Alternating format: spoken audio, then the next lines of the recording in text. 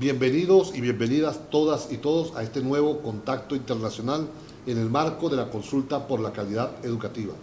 En esta oportunidad vamos a conversar con Óscar Jara. Óscar, además de director general del Centro de Estudios y Publicaciones Alforja de Costa Rica, es el presidente del Consejo de Educación Popular para América Latina. Bienvenido, Óscar, gracias por aceptar esta entrevista en el marco de la consulta por la calidad educativa. Muchas gracias, Luis, y un abrazo latinoamericano y caribeño con mucho afecto y mucha solidaridad. Comenzamos. Para la educación popular, Óscar, ¿qué significa el debate de la calidad educativa? Bueno, yo creo que el tema de la calidad educativa tiene que ver con un elemento fundamental, que es el derecho a la educación. El derecho a la educación de todas las personas a lo largo de toda la vida. Y tiene que ver con dos temas, yo diría, en primer lugar. Se relaciona con la pregunta sobre cuál es el tipo de educación que necesitamos. Y se habla mucho de que estamos en un momento de cambio, no solamente una época de cambio, sino un cambio de época. Y en general todos los discursos educativos hablan de que necesitamos una educación para esta nueva época.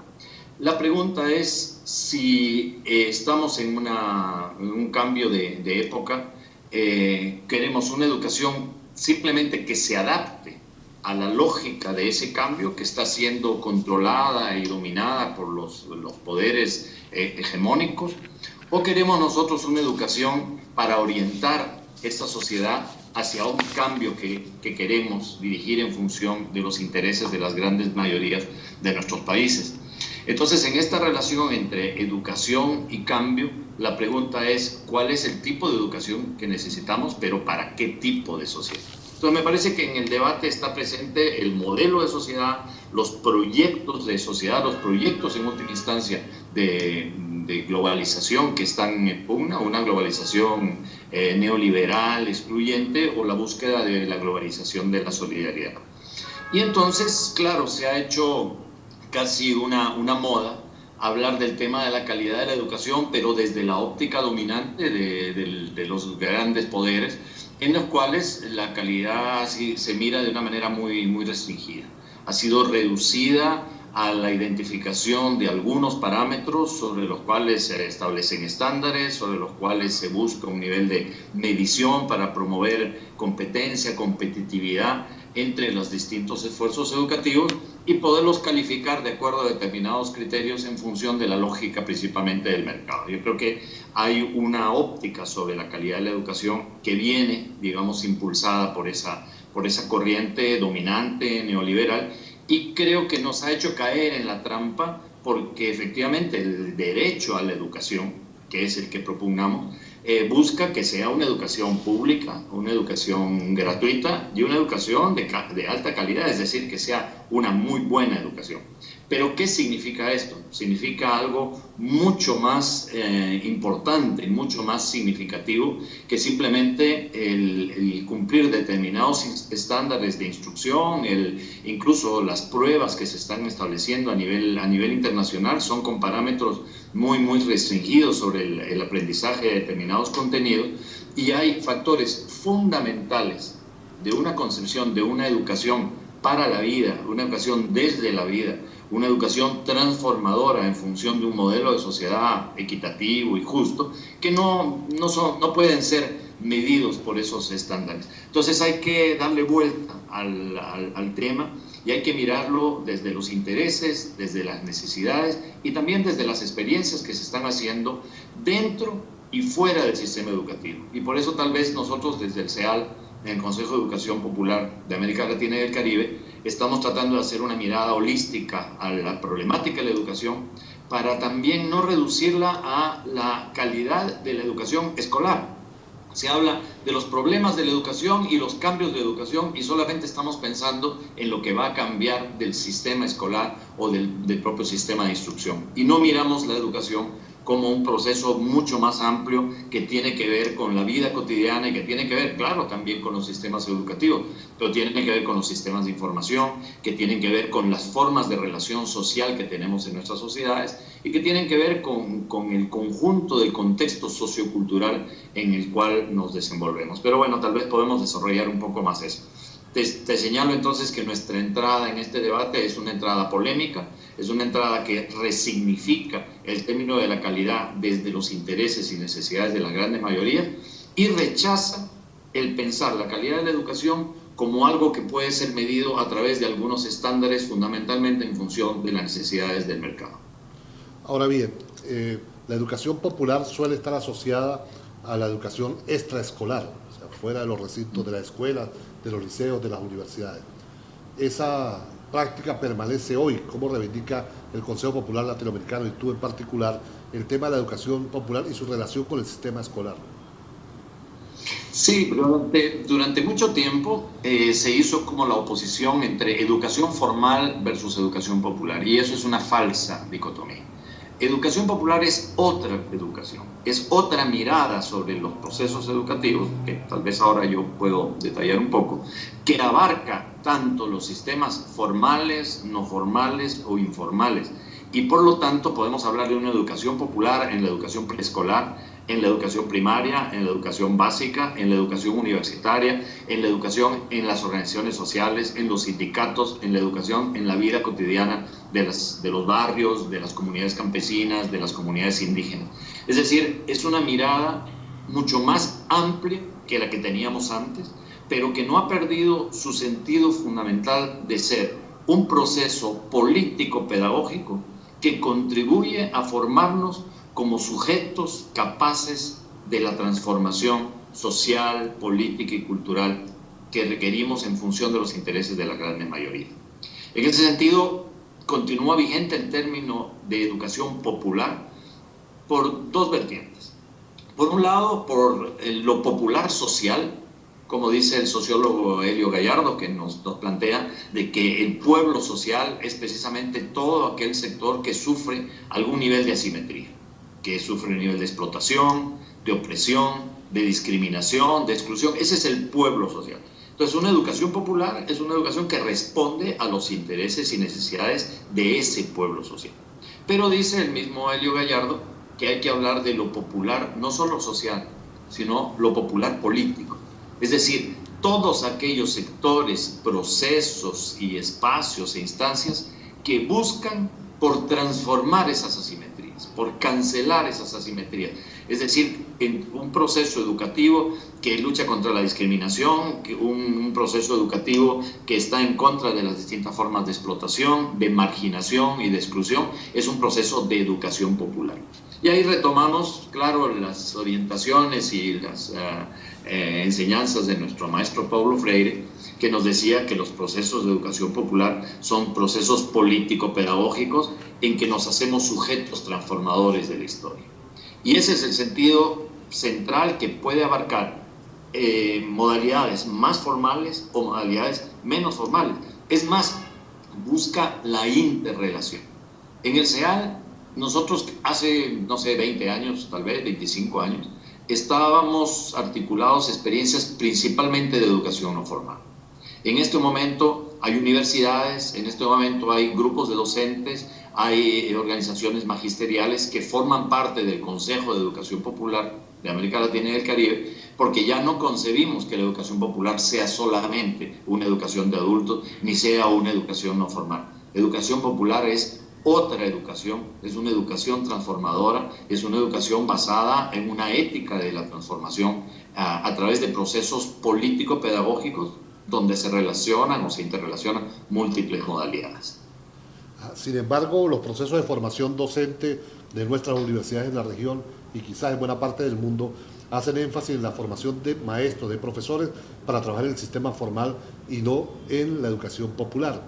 ¿Cuáles serían, desde tu punto de vista, las prioridades para reenfocar esa formación del personal docente para que pueda abordar toda la potencialidad de la educación popular? Bueno, te voy a comentar a partir de algunas experiencias que estamos teniendo que van en esta misma lógica.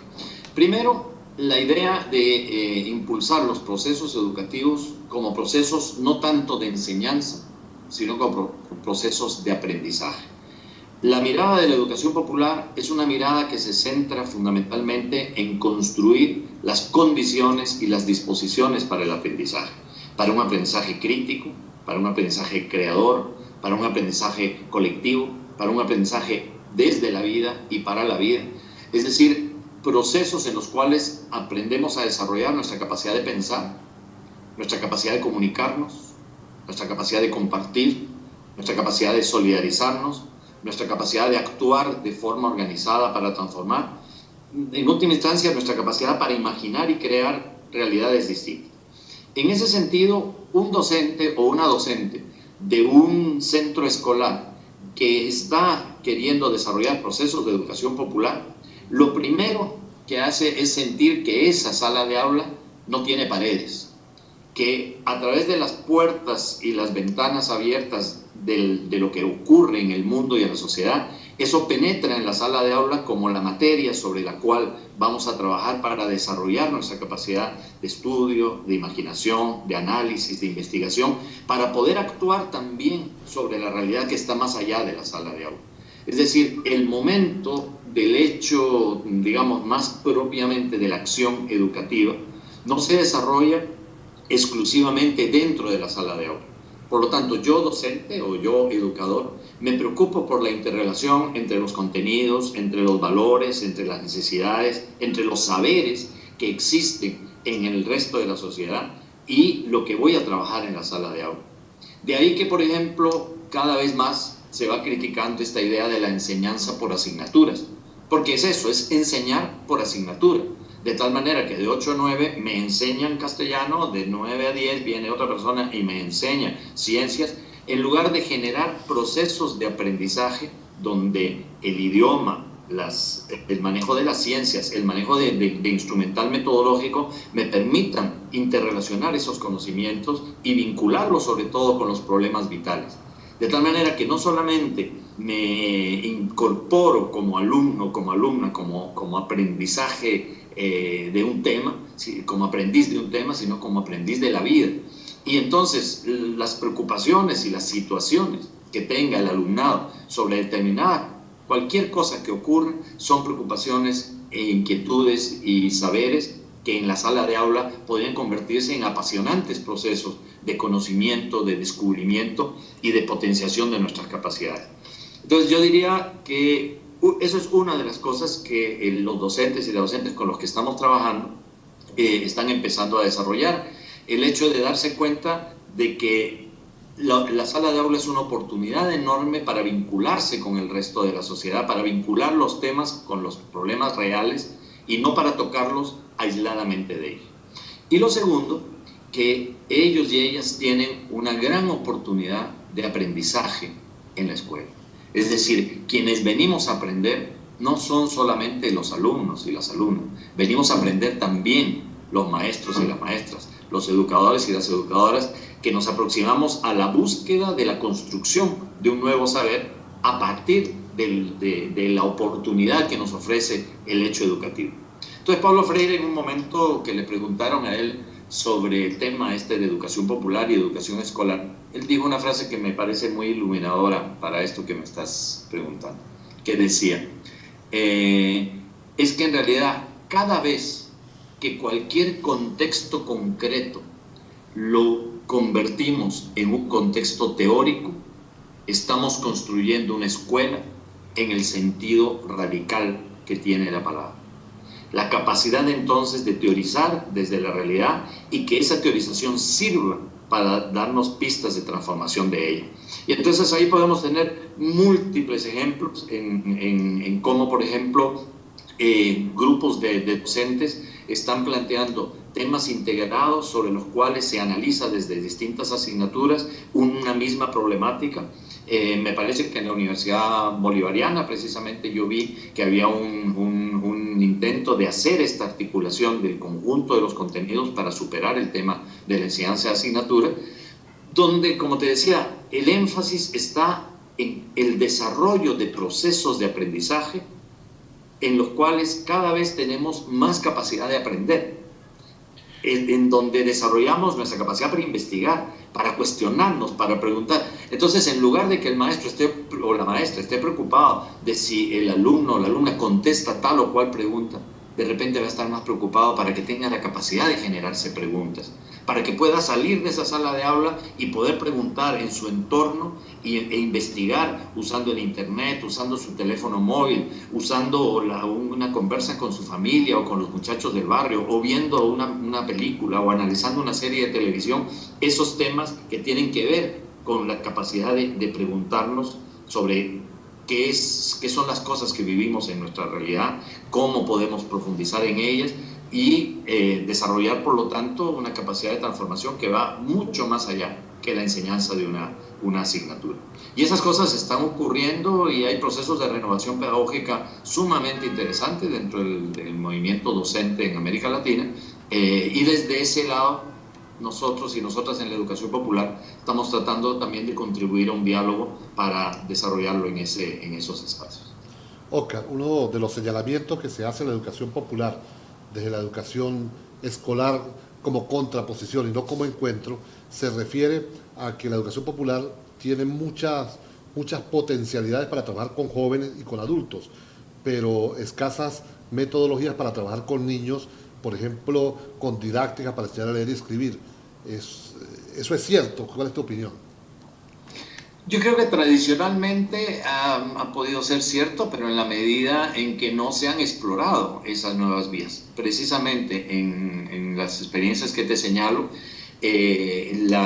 los procesos de renovación pedagógica que hay con la primera infancia y sobre todo en la educación primaria y secundaria van en esa línea, van en la idea de generar procesos de desarrollo de la creatividad, de desarrollo de la imaginación creadora, del desarrollo de la capacidad de investigación y de vincular la práctica con la teoría. Y eso es educación popular. Lo que pasa es que si estamos mirando la educación popular solo como una educación discursiva que transmitía un contenido ideológico, entre comillas, revolucionario, estamos hablando de una educación popular del pasado. Esa educación popular ya no es esa la que nos unifica. Estamos hablando de procesos de educación transformadora donde nos convertimos en sujetos críticos y creadores. Entonces, utilizando Piaget, utilizando Montessori, y utilizando también Paulo Freire en las salas de aula, cada vez más se empiezan a desarrollar estas capacidades creativas que permiten romper los estrechos marcos con los que antes se había visto la educación popular divorciada de la educación escolar. Pero tal vez uno de los campos donde más se ha abierto, digamos, perspectivas para el vínculo con la educación más formal o más sistemática es en la universidad, paradójicamente. Yo estoy trabajando, para contarte una experiencia muy concreta, en un proyecto con la Comisión Nacional de Rectores de las Universidades Públicas en Costa Rica. Es un proyecto conjunto interuniversitario de las 4 universidades públicas a través de los proyectos de extensión universitaria o de acción social.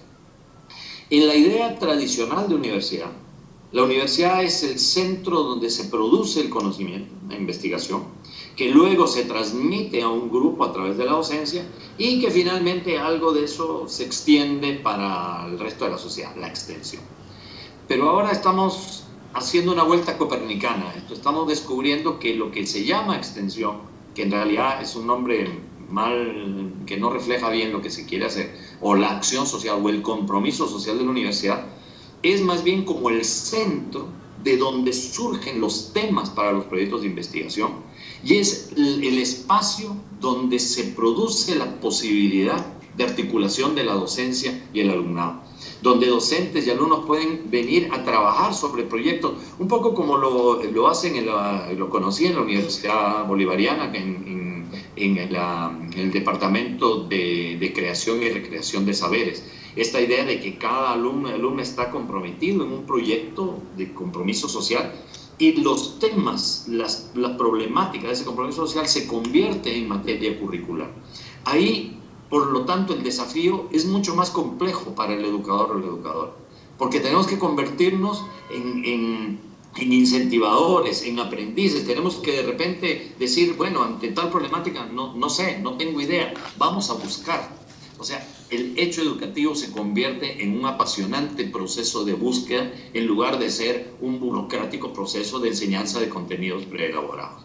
Entonces, en estas universidades se está haciendo un programa, ya llevamos 2 años, de sistematización de experiencias de acción social, para a partir de la sistematización de esas experiencias poder encontrar núcleos temáticos que puedan incentivar los proyectos de investigación y encontrar vías metodológicas de encuentro entre docentes, alumnos y alumnas en los procesos comunitarios en la que la universidad está comprometida.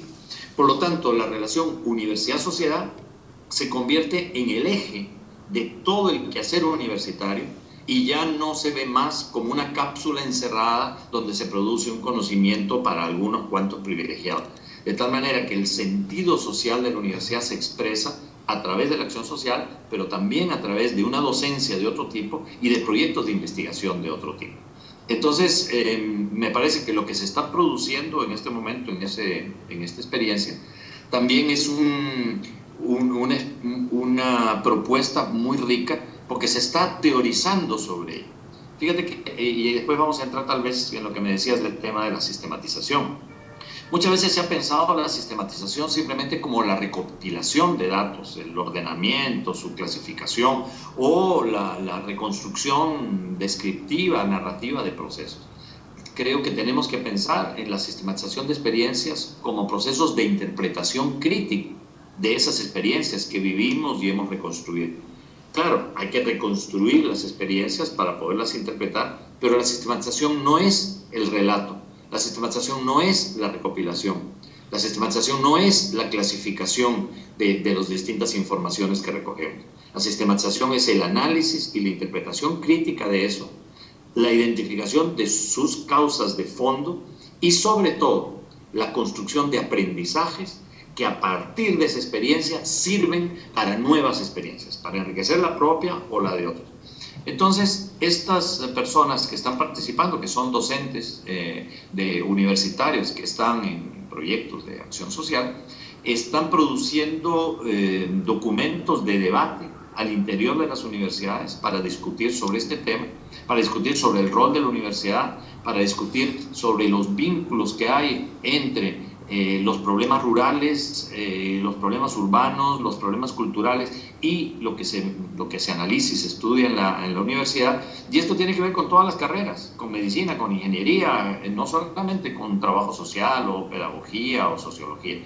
Entonces, creo que estamos a las puertas y yo estoy formando parte de esto con muchísima ilusión y pasión de encontrar vías transformadoras del contexto universitario a través de experiencias de sistematización, donde las personas que participan están creando también un conocimiento que ilumina y que ayuda a encontrar esas vías.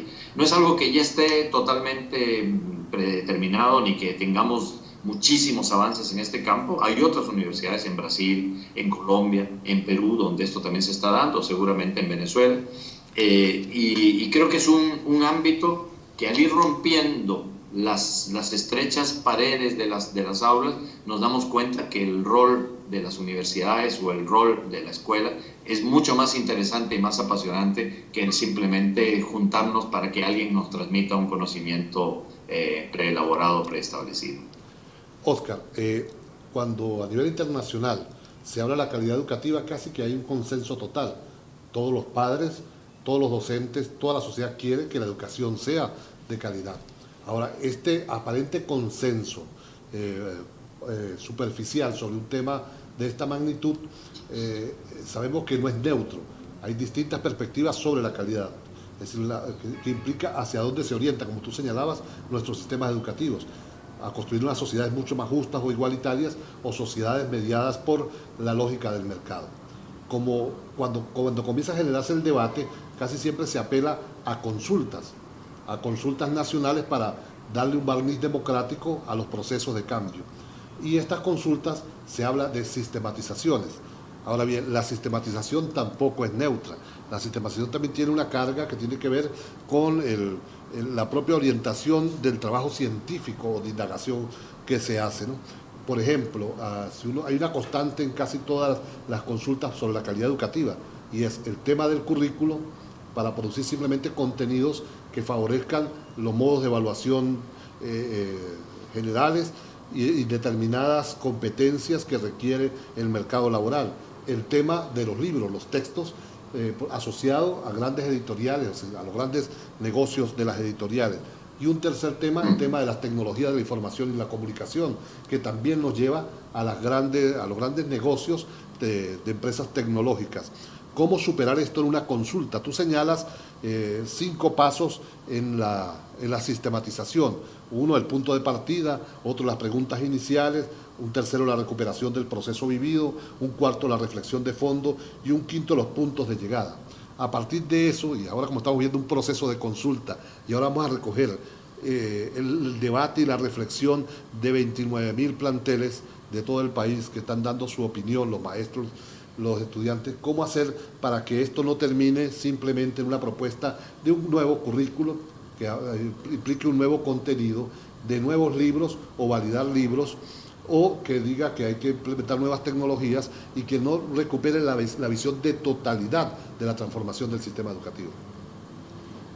Bueno, es un desafío muy interesante y muy amplio. O sea, el hecho de tener 29.000 fuentes de información distintas, desde el punto de vista de la sistematización de experiencias, es muy apasionante, porque estaríamos valorando que hay 29.000 maneras de ver y no solamente 29.000 fuentes de información que se van a procesar.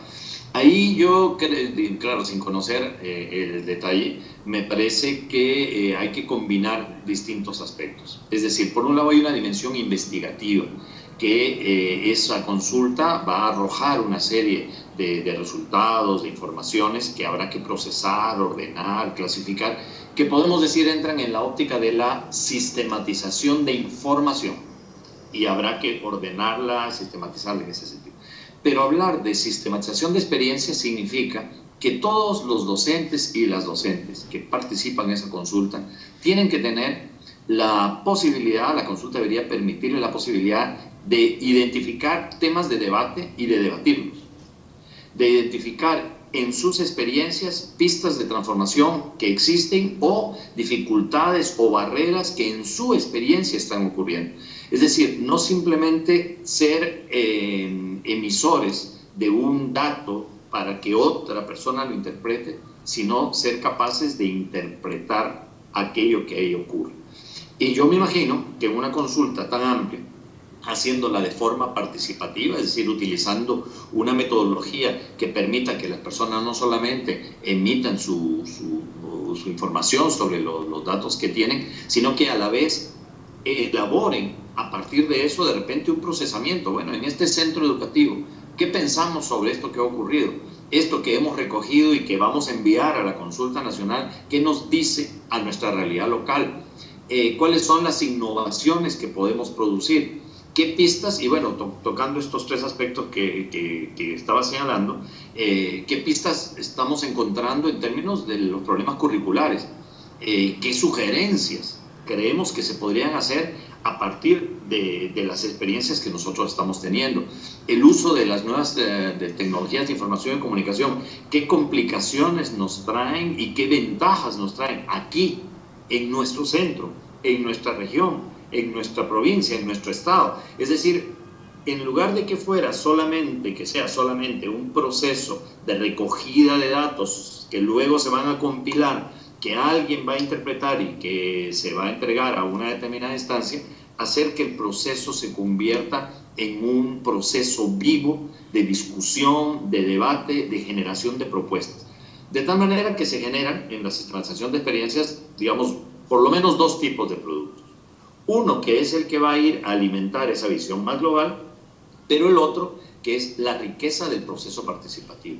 Es decir, que en la medida en que se participó en la consulta, se generaron temas, se discutieron, se analizaron, lo que está generándose es un caldo de cultivo muy interesante para la creación de innovaciones. Y no simplemente un conjunto de elementos que se recogen y que vamos a esperar a ver cuando alguien desde algún lado nos va a dar a partir de ahí las grandes luces, sino que vamos a ir encontrando también las pequeñas, medianas o grandes luces que en nuestras experiencias están presentes.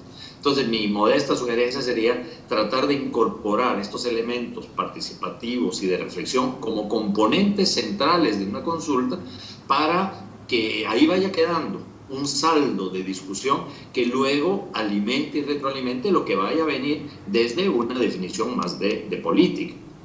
En ese sentido, me ha parecido muy interesante una experiencia que no sé si has estado al tanto que se ha realizado hace pocas 2 semanas en Brasil, del señalamiento de un plan nacional de una política pública de educación popular vinculada a la Política Nacional de Participación Social.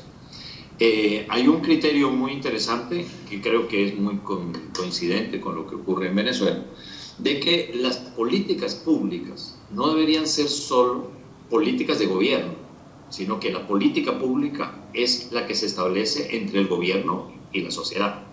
Pero, por lo tanto, la sociedad tiene que participar en la discusión, en el diseño, en la ejecución y en la fiscalización de esa política pública.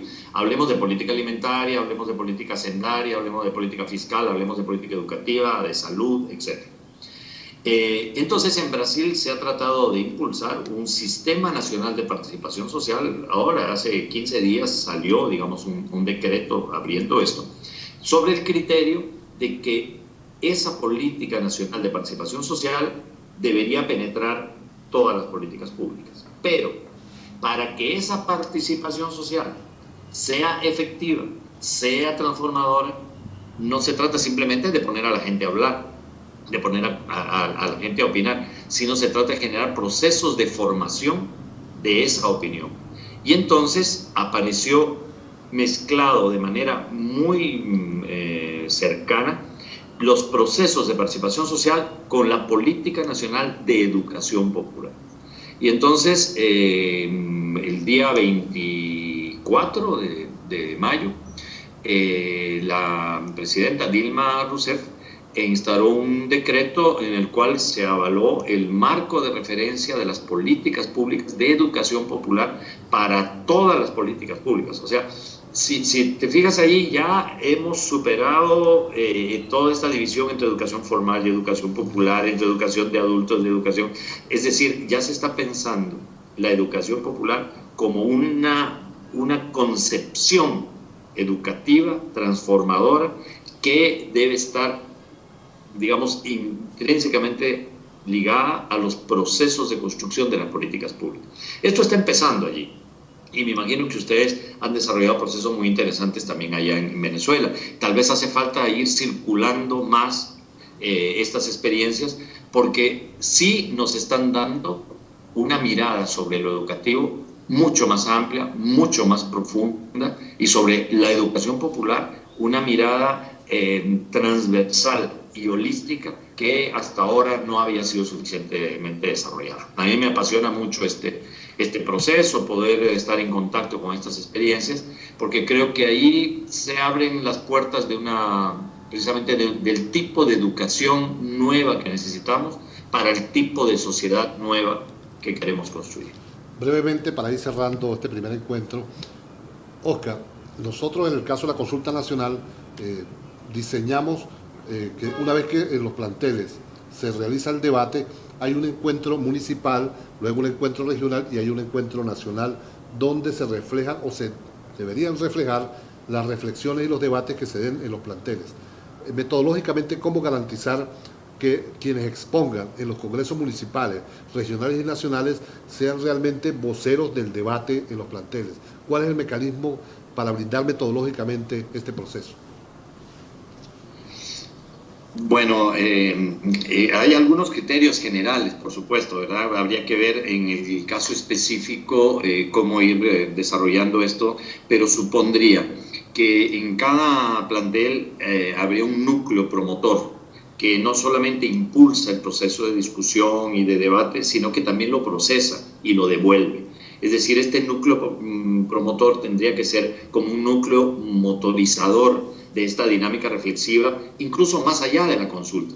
Yo no sé si eso está ocurriendo, de repente en la experiencia de ustedes está ocurriendo que la gente se empatina, se mete en eso y bueno, de repente procesa una información que se envía, pero lo que ha quedado es seguramente interés, preocupación, temas abiertos. Entonces, ese núcleo que nace con base a una tarea específica puede superar la idea de esa tarea para irse convirtiendo en un núcleo promotor de un debate más amplio. Igualmente, lo que de ahí salga podrá en el ámbito municipal generar encuentros y discusiones a nivel municipal con gente que ha ido haciendo lo mismo.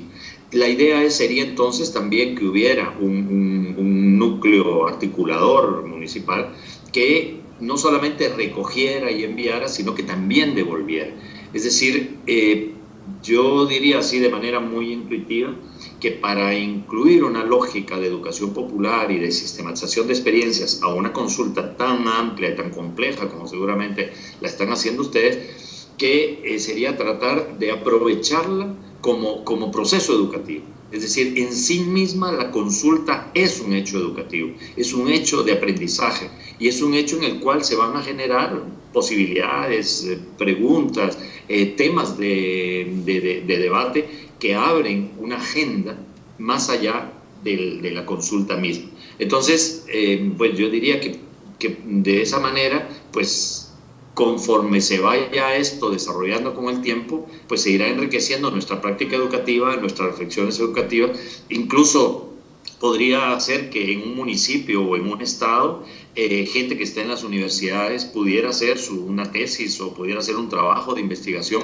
vinculado con los hallazgos que se han descubierto en ese estado en torno a este tema y nutrieran discusiones, congresos, ponencias, etcétera, a partir de esto que están encontrando. Entonces, sistematización de experiencias se vincula en este caso con investigación y se alimentan mutuamente, no son procesos excluyentes. Y bueno, no sé, me gustaría estar ahí para conocer más qué es lo que están haciendo ustedes, ojalá pudiera ir pronto para enriquecerme de procesos tan ricos, porque estos procesos una vez que se desatan, pues sí, generan a veces cosas que son inimaginables en su inicio, pero que con la fuerza y la capacidad creadora de la gente nos damos cuenta que se puede ir muy, muy lejos. Ten la seguridad que te vamos a invitar, Óscar, a este debate sobre la calidad educativa y precisamente para cerrar este contacto internacional nos gustaría que le dirigieras un mensaje a los maestros, a las maestras, a los profesores, a las profesoras venezolanas que están discutiendo en sus aulas, en sus centros educativos, todo el tema de la calidad educativa. Ok, bueno, compañeras, compañeros que hacen cada día el trabajo de educación con amor y con pasión transformadora. Primero, un abrazo solidario con esos esfuerzos. Y segundo, decirles que con esto que Luis me ha ido compartiendo y lo que conozco de lo que ocurre en Venezuela en muchos campos, que hay una gran expectativa. En el resto de América Latina y el Caribe estamos con una gran expectativa de aquellas cosas que se logren avanzar y conquistar, no sin dificultades, por supuesto, pero que se vayan haciendo precisamente con la capacidad protagónica, crítica, creativa, de parte de tanta gente que está involucrada en los procesos culturales, sociales y educativos como ustedes. Ustedes son gestores y gestoras de cambio, son personas que contribuyen a la formación de los alumnos y las alumnas como sujetos de transformación, como imaginadores de un mundo nuevo, pero precisamente por eso mismo ustedes, como yo, somos educadores porque no hemos perdido nunca el deber, la necesidad y la pasión por aprender. Es decir, que cada día pueda ser para nosotros una apasionante oportunidad de aprendizaje y no simplemente un día más en la cual vamos a desempeñar nuestra labor y nuestra función. Tenemos mucha expectativa en lo que ustedes vayan logrando y estaremos al tanto en el CEAL, en el Consejo de Educación Popular de América Latina y el Caribe, de lo que ustedes en Venezuela estén logrando. Un fuerte abrazo. Bueno, contamos hoy con la participación de Óscar Jara. Óscar es presidente del Consejo de Educación Popular para América Latina y el Caribe y director general del Centro de Estudios y Publicaciones Alforja de Costa Rica. Gracias, Óscar, por este contacto y por tu participación. Muchísimas gracias, Luis. Un gran abrazo y sigamos en contacto, de verdad. Es cuál es el tipo de educación que necesitamos, pero para qué tipo de sociedad. Entonces me parece que en el debate está presente el modelo de sociedad, los proyectos de sociedad, los proyectos en última instancia de globalización que están en pugna, una globalización neoliberal, excluyente, o la búsqueda de la globalización de la solidaridad. Y entonces, claro, se ha hecho casi una moda hablar del tema de la calidad de la educación, pero desde la óptica dominante de los grandes poderes, en los cuales la calidad se mira de una manera muy restringida. Ha sido reducida a la identificación de algunos parámetros sobre los cuales se establecen estándares, sobre los cuales se busca un nivel de medición para promover competencia, competitividad entre los distintos esfuerzos educativos y poderlos calificar de acuerdo a determinados criterios en función de la lógica principalmente del mercado. Yo creo que hay una óptica sobre la calidad de la educación que viene, digamos, impulsada por esa corriente dominante neoliberal, y creo que nos ha hecho caer en la trampa porque efectivamente a la problemática de la educación, para también no reducirla a la calidad de la educación escolar. Se habla de los problemas de la educación y los cambios de educación y solamente estamos pensando en lo que va a cambiar del sistema escolar o del propio sistema de instrucción. Y no miramos la educación como un proceso mucho más amplio que tiene que ver con la vida cotidiana y que tiene que ver, claro, también con los sistemas educativos, pero tiene que ver con los sistemas de información, que tienen que ver con las formas de relación social que tenemos en nuestras sociedades y que tienen que ver con el conjunto del contexto sociocultural en el cual nos desenvolvemos. Pero bueno, tal vez podemos desarrollar un poco más eso. Te señalo entonces que nuestra entrada en este debate es una entrada polémica, es una entrada que resignifica el término de la calidad desde los intereses y necesidades de la grande mayoría y rechaza el pensar la calidad de la educación como algo que puede ser medido a través de algunos estándares fundamentalmente en función de las necesidades del mercado. Ahora bien, la educación popular suele estar asociada a la educación extraescolar, o sea, fuera de los recintos de la escuela, de los liceos. El derecho a la educación, que es el que propugnamos, busca que sea una educación pública, una educación gratuita y una educación de alta calidad, es decir, que sea una muy buena educación. Pero ¿qué significa esto? Significa algo mucho más importante, mucho más significativo que simplemente el cumplir determinados estándares de instrucción, incluso las pruebas que se están estableciendo a nivel internacional son con parámetros muy restringidos sobre el aprendizaje de determinados contenidos, y hay factores fundamentales de una concepción de una educación para la vida, una educación desde la vida, una educación transformadora en función de un modelo de sociedad equitativo y justo, que no pueden ser medidos por esos estándares. Entonces hay que darle vuelta al tema y hay que mirarlo desde los intereses, desde las necesidades y también desde las experiencias que se están haciendo dentro y fuera del sistema educativo. Y por eso tal vez nosotros desde el CEAL, en el Consejo de Educación Popular de América Latina y del Caribe, estamos tratando de hacer una mirada holística.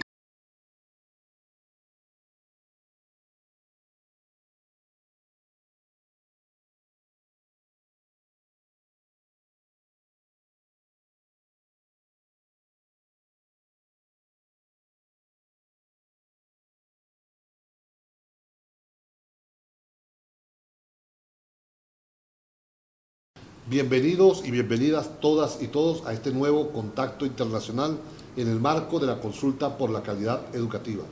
En esta oportunidad vamos a conversar con Óscar Jara. Óscar, además de director general del Centro de Estudios y Publicaciones Alforja de Costa Rica, es el presidente del Consejo de Educación Popular para América Latina. Bienvenido, Óscar, gracias por aceptar esta entrevista en el marco de la consulta por la calidad educativa. Muchas gracias, Luis, y un abrazo latinoamericano y caribeño con mucho afecto y mucha solidaridad. Comenzamos. Para la educación popular, Óscar, ¿qué significa el debate de la calidad educativa? Bueno, yo creo que el tema de la calidad educativa tiene que ver con un elemento fundamental que es el derecho a la educación. El derecho a la educación de todas las personas a lo largo de toda la vida. Y tiene que ver con dos temas, yo diría, en primer lugar. Se relaciona con la pregunta sobre cuál es el tipo de educación que necesitamos. Y se habla mucho de que estamos en un momento de cambio, no solamente una época de cambio, sino un cambio de época.